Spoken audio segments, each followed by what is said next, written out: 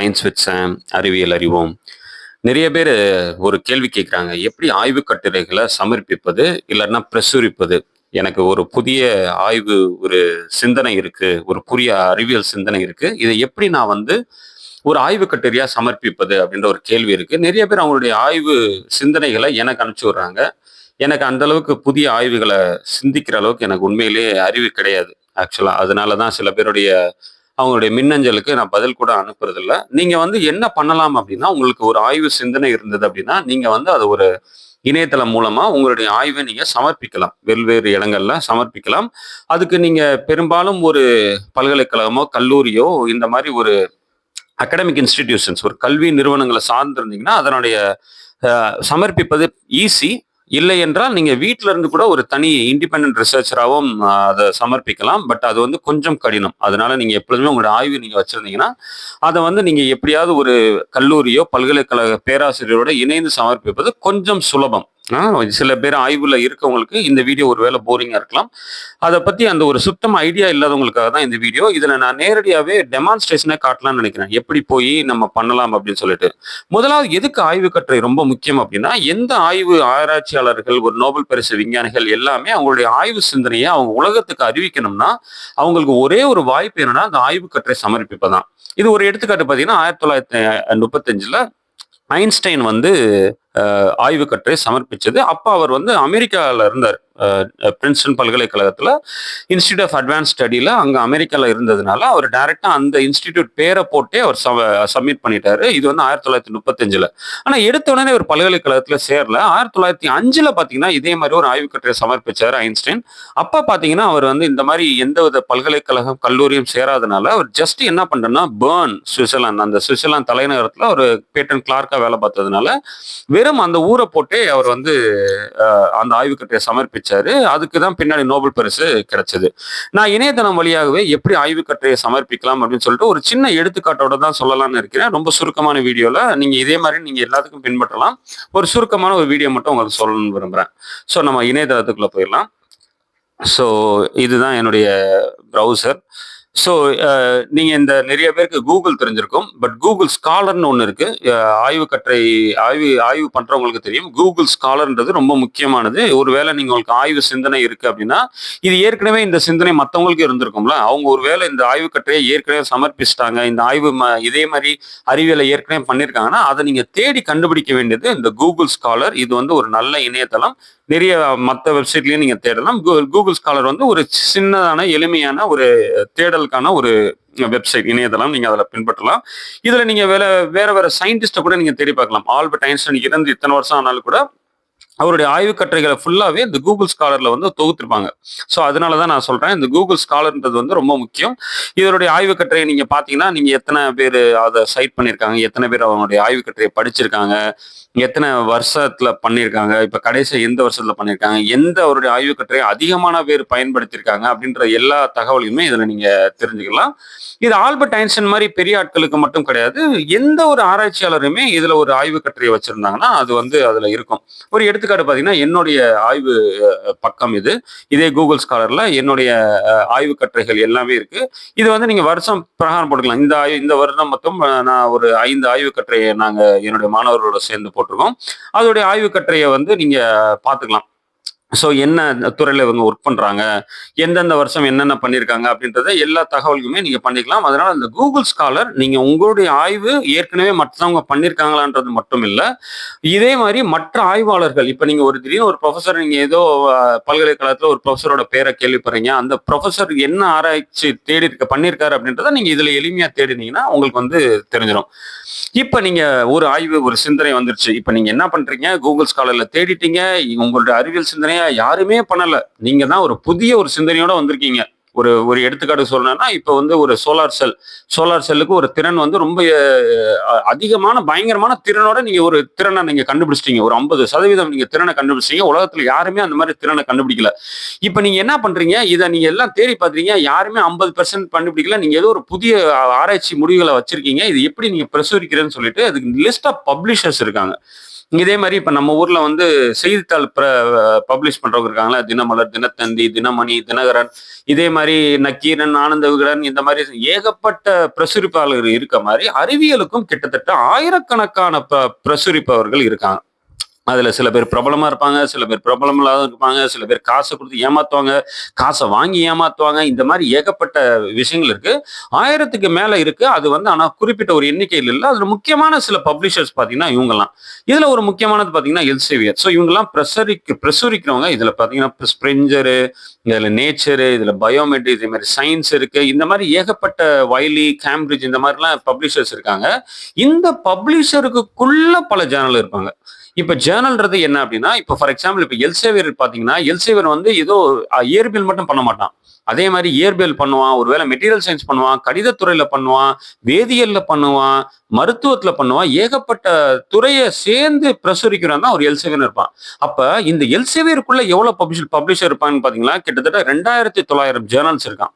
அப்ப இந்த அ ஒரு பப்ளிஷரே 1000 பேர் இருக்கான். அந்த ஒரு பப்ளிஷருக்குள்ள மட்டுமே பார்த்தீங்கன்னா, 2900 ஜர்னல்ஸ் பப்ளிஷ் பண்றான். ஒரே ஒரு சின்ன எடுத்துக்காட்டு. இதே மாரி நீங்க எல்செவியருக்கு பதிலா நீங்க வந்து ஸ்பிரிஞ்சர் போடலாம், நேச்சர் போடலாம், சயன்ஸ் போடலாம் இந்த மாரி இருக்கு. ஸோ இப்ப இந்த ஜர்னல்ல நீங்க எந்த ஜர்னல செலக்ட் பண்றது அப்படின்னு சொல்லிட்டு அவனோட வெப்சைட் போங்க. அவனோட வெப்சைட் வந்து பார்த்தீங்கன்னா, சயன்ஸ் டைரக்ட்.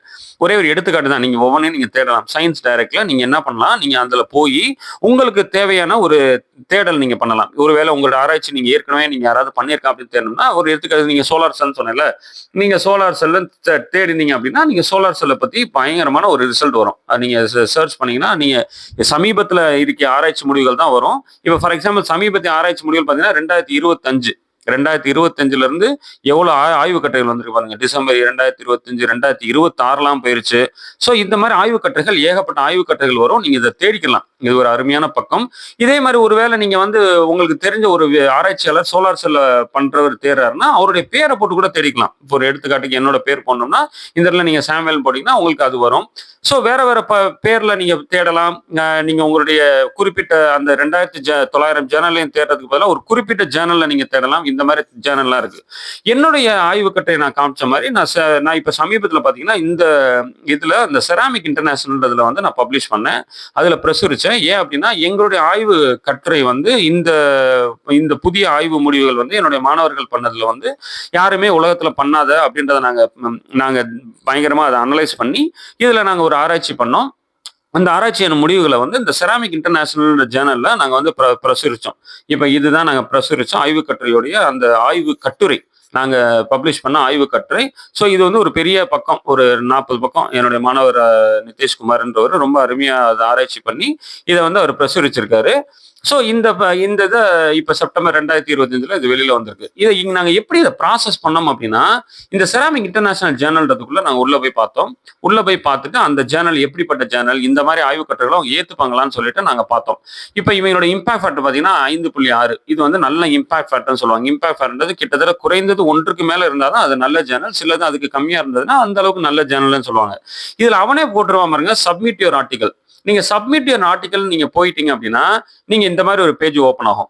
இதுல நீங்க போயிட்டு நீங்க ஒருவேளை எனக்கு ஏற்கனவே நான் யூசர் ஐடி பாஸ்வேர்ட்லாம் கிரியேட் பண்ணதுனால இருக்கு. அப்படி இல்லைன்னா நீங்க என்ன பண்ணணும்னா ரெஜிஸ்டர் நவ். ரெஜிஸ்டர் நவ்ல நீங்க போய் பண்ணிட்டீங்க அப்படின்னா, நீங்க யாரா இருந்தாலும் சரி, உங்களுடைய தனிப்பட்ட வீட்டு முகவரியா இருந்தாலும் சரி, இல்லைன்னா கல்லூரி முகவரியா இருந்தாலும் சரி, இதுல நீங்க ரெஜிஸ்டர் பண்ணிக்கலாம். ரெஜிஸ்டர் பண்ணி ஒரு யூசர் நேம் பாஸ்வேர்ட் கொடுத்த உடனே நீங்க உள்ள போகலாம். உள்ள போனோடனே அந்த பேஜ் இப்படிதான் இருக்கும். அதுல வந்து உங்களுடைய முதல் ஆய்வு கட்டுரை நீங்க சப்மிட் பண்ணணும்னா சப்மிட் நியூ மேனுஸ்கிரிப்ட்னு வரும். ஒருவேளை நான் ஏற்கனவே நீங்க பண்ணிட்டீங்க அப்படின்னா, இங்க எனக்கு சப்மிஷன்ஸ் டெசிஷன்ஸ் இருக்கும் பாத்தீங்களா. ஏன்னா ஏற்கனவே நான் ஒன்று பப்ளிஷ் பண்ணதுனால டெசிஷன்ஸ் இருக்கு. இல்லைன்னா நீங்க என்ன பண்ணணும்னா சப்மிட் ஏ நியூ மேனுஸ்கிரிப்ட்னு கொடுக்கணும். இந்த சப்மிட் யுவர் நியூ மேனுஸ்கிரிப்ட்னு கேட்டா அது வந்து எல்லா தகவலையும் கேட்கும். நீங்க என்ன ஆர்டிக்கலை கொடுக்க போறீங்க, ஃபுல் லென்த் ஆர்டிக்கலா, ரிவ்யூ ஆர்டிக்கலா, இந்த மாதிரி நீங்க உங்களை என்ன ஸ்பெஷலைசேஷன் எல்லாமே நீங்க அக்கு வேற அணி வேற ஸ்டெப் பை ஸ்டெப்பா நீங்க கொடுத்தீங்க அப்படின்னா, நீங்க அப்படியே அடுத்த கட்டத்துக்கு போய் கொஞ்சம் கொஞ்சமா போய் அந்த ஜேர்னலோட எடிட்டருக்கு போயிடும். எடிட்டருக்கு போயிருச்சு அப்படின்னா உடனே அவரோட வந்து உங்களோட ஆய்வு கட்டுரையை சில நேரங்களில் ஏத்துக்க மாட்டாங்க. ஏன் அப்படின்னா அதுக்கு அக்செப்டன்ஸ் ரேட்டுன்னு இருக்கும். சில நேரங்களில் சில ஜேர்னலுக்கு வந்து அக்செப்டன்ஸ் ரேட் பார்த்தீங்கன்னா 20% தான் இருக்கும். அந்த 20% அர்த்தம் என்னன்னா, நீங்க ஒருவேளை 100 ஆய்வு கட்டுரைகள் அவங்களுக்கு வருதுன்னா அந்த 20 ஆய்வு கட்டுரைகளை தான் பிரசுரிப்பாங்க. மீது 80 ஆய்வு கட்டுரையை ஏதோ ஒரு காரணம் சொல்லி அவங்க என்ன பண்ணாங்கன்னா ரிஜெக்ட் பண்ணிடுவாங்க. இது வந்து அறிவியல் துறையில எப்போதுமே நடக்கிற விஷயம் தான். அதனால அதுக்கு நீங்க தளர்ந்துடக்கூடாது. ஒரு வேளை செராமிக் இன்டர்நேஷனல் ரிஜெக்ட் ஆச்சுன்னா வேற ஒரு ஜேர்னல்ல நீங்க போடலாம். இந்த மாதிரி நீங்க தேடி தேடி என்ன பண்ணலாம், ஒவ்வொரு ஜேர்னலா நீங்க ட்ரை பண்ணணும். இந்த செராமிக் இன்டர்நேஷனல் நாங்க ட்ரை பண்ணும்போது என்ன ஆச்சுன்னா, அது உடனே எடிட்டர் ஏத்துக்கிட்டாரு. எங்களுக்கு ஒரு நல்ல விஷயமா இருந்தது. அதுக்கப்புறமா ஃபர்ஸ்ட் என்ன பண்ணுவாங்கன்னா, அந்த எடிட்டர் என்ன பண்ணுவாங்கன்னா, உலகத்துல இருக்க யாரோ நம்மளுக்கு தெரியாதவங்க, முன்ன பின்ன தெரியாதவங்களுக்கு என்ன பண்ணுவாங்க, நம்ம ஆய்வு கட்டுரை அனுப்புவாங்க. 3 பேருக்கு அனுப்புனாங்க. 3 பேர் என்ன பண்ணாங்கன்னா, அந்த ஆய்வு கட்டுரையில ஏகப்பட்ட கேள்வி கேட்பாங்க. பயங்கரமா கேள்வி கேட்பாங்க. அந்த கேள்விகளுக்குலாம் நம்ம என்ன பண்ணணும்னா திருப்பி பதில் அளிக்கணும். அவங்களுக்கு ஏத்துக்கிற மாதிரி பதில் அளிச்சாதான் திருப்பி அடுத்த ஸ்டெப்புக்கே போகும். அப்படி இல்லைன்னா என்ன பண்ணுவாங்கன்னா, அந்த கேள்விக்கு நம்ம பதில் தெரியலைன்னா அவங்க என்ன பண்ணுவாங்கன்னா, நம்மள வந்து டைரக்டா ரிஜெக்ட் பண்ணிடுவாங்க. அப்ப அந்த ஜேர்னல் இருந்து நம்ம அதுக்கப்புறமா திருப்பி பிரசுரிக்க முடியாது. நம்ம வெளியில வந்து வேற ஒரு ஜேர்னல தான் தேடணும். ஆனா எங்களுக்கு என்ன பண்ணாங்கன்னா, 3 பேரும் ஃபர்ஸ்ட் ஒரு கமெண்ட் குடுத்தாங்க. இது சரியில்ல, அது சரியில்ல. இதுக்கு இந்த கேள்விக்கு பதில் சொல்லுங்கன்னு சொன்னாங்க. நாங்க திருப்பி அவங்களுக்கு பதில் அனுப்பிச்சோம். திருப்பி பதில் அனுப்பிச்சோம்னா, திருப்பியும் கேள்வி கேட்பாங்க. அது வந்து போக வர இருக்கும். அந்த ரிவிஷன் சொல்லுவாங்க. அதெல்லாம் நாங்க பண்ணி முடிச்சதுக்கு அப்புறமா அவங்க ஏத்துக்கிட்டாங்க. ஏத்துக்கிட்டு தான் பப்ளிஷ் பண்ணாங்க. சோ ஒரு சின்ன அந்த செராமிக் இன்டர்நேஷனல் ஜேர்னல பத்தி நீங்க சொல்லணும்னா, அத பத்தி அதோட ரேங்க் என்ன? அதோட ஹெச் இண்டெக்ஸ் என்ன? இந்த மாரி சில விஷயங்கள வந்து நீங்க தெரிஞ்சுக்கிட்டு தான், அது நல்ல ஜேர்னலா, கெட்ட ஜேர்னலா போடணும். சில ஜேர்னல் என்ன பண்ணுவாங்கன்னா, சில பிரசுரிக்கிறவங்க என்ன பண்ணுவாங்க, காசு கேட்பாங்க. நீங்க காசு குடுங்க. காசு குடுத்தா மட்டும் தான் போடுவோம் அப்படின்னு சொல்லுவாங்க. சில ஜேர்னல்ல வந்து காசு கட்டாயம் நீங்க கட்டினா தான் போட முடியும். அதுக்காக அது கெட்ட ஜேர்னல்னு சொல்ல முடியாது. இப்ப நமக்கெல்லாம் காசு கிடையாதுல்ல. அதனால காசு இல்லாம சில ஜேர்னல தேடலாம். அந்த மாரி ஜேர்னல் தான் ஃபார் எக்ஸாம்பிள் பாத்தீங்கன்னா, இந்த செராமிக் இன்டர்நேஷனல். இதுல கீழ பாத்தீங்கன்னா, அது எவ்வளவு காசுன்னு போட்டுருவாங்க. சோ இது வந்து கோல்டன் ஆக்சஸ். கோல்டன் ஆக்சஸ்னா இப்ப நான் வந்து ஆய்வு கட்டுரை நான் போட்டேன் அப்படின்னா, யார் வேணாலும் என்னோட ஆய்வு கட்டுரையை படிக்க முடியும் அப்படின்றது வந்து ஒரு பாமரன் கூட ஒரு கிராமத்துல இருக்கோம், யார் வேணாலும் காசு கட்டாம படிக்க முடியும் அப்படின்னா அது கோல்டன் ஆக்சஸ் சொல்லுவாங்க.